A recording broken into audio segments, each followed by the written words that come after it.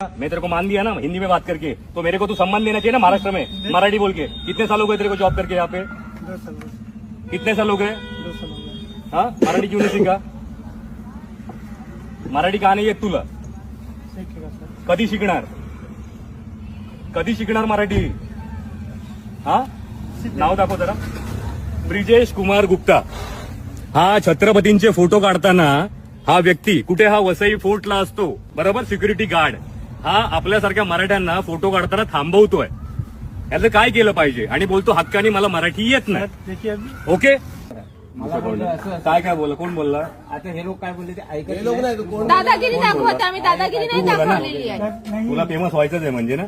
Sir सुनिए, पहिली गोष्ट, तुला मराठी बोलता येत नाही बरोबर. चल नाही येत, पण तू आता भाईगिरी करून ह्याला घेऊन आलास. तुला किती असेल 3 मन?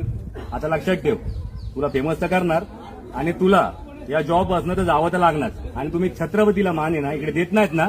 वसई एकुडेही वसई फोर्ट, इथे छत्रपतींचे व्हिडिओ बनले पाहिजे. गड कशी तुटली, कपल काय करतात इथे, कुठचे कपल आपल्या आई बहिणी बरोबर येतात, चल ठीक आहे मानतो मी. पण आलतू फालतू कपल येतात तेव्हा तुमचे डोळे फुटतात काय? फुटतात.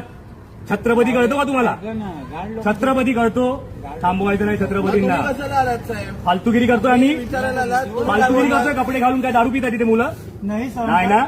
मग इज्जत मध्ये मान सन्मान द्यायचा छत्रपतींना आणि मराठी उद्यापासून शिकून यायचं. त्याशिवाय इकडे यायचं नाही आमच्याकडे.